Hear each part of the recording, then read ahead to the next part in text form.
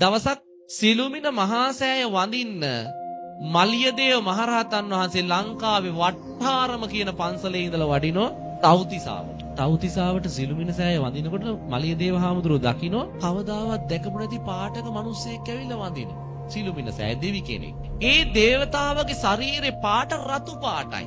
දේවතාව ඔබ මේ තව්තිසාවේ දෙවි කෙනෙක් නොවේද? නැත ස්වාමීනි. මා තුසිතේ සිට සිළුමිණ සෑය වන්දනා කරන්න පැමිණියෙමි. අනේ දේවතාව ඔබ තුසිතේ ඉපදෙන්න කලින් කොහෙද ඉපදිලා හිටියේ? ස්වාමීනි මම ඉපදිලා හිටියේ ලංකාවේ. දේවතාව ඔබ ලංකාවේ කොහෙද ඉපදිලා හිටියේ? ස්වාමීනි මම ඉපදිලා හිටියේ තිසා වැවේ වැව්විස් මත්තේ. තිසා වැවේ වැව්විස් මත්තේ කොයි හරියද? වැලිතාවුල්ලේ. ඒ මහනවනේ. මලියදේව හාමුදුරුවොත් මේ දේවතාවගෙන් විස්තර ඇහුවේ සමීප නිසා. ඒ දේවතාව කියනවා ස්වාමීනි මම මනුස්ස ලෝකේ තිසාවැවේ වැව්තාවුල්ලේ වැලි පොළොව ඉපදිලා හිටියේ කුඩා ගෙදරක. මගේ අම්මයි තාත්තයි හරි දුප්පත්.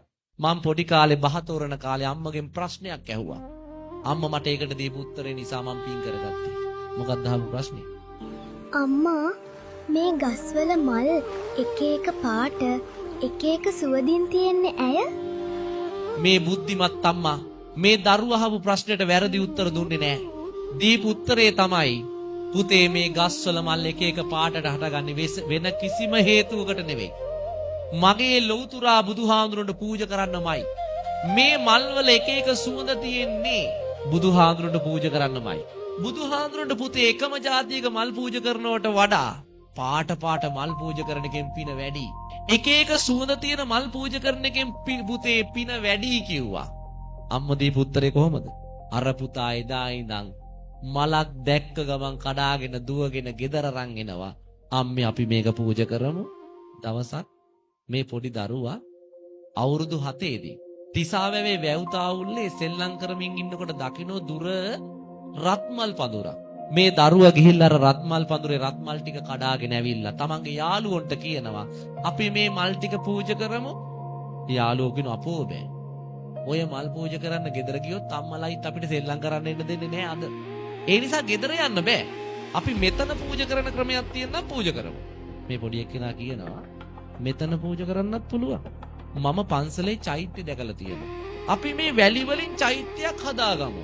අපි වැලි වලින් මෙතන චෛත්‍යයක් හදාගෙන මේ චෛත්‍යෙට මේ මල් ටික පූජා කරමු. පොඩි එක්කෙනා පන්සලේ තියෙන චෛත්‍ය තමන්ගේ හිතේ මවාගෙන අර වැලි වලින් චෛත්‍යයක් හැදුවා. වැලි වලින් චෛත්‍යයක් හදලා අර චෛත්‍ය වටේට මල් ටික තියලා පූජා කළා.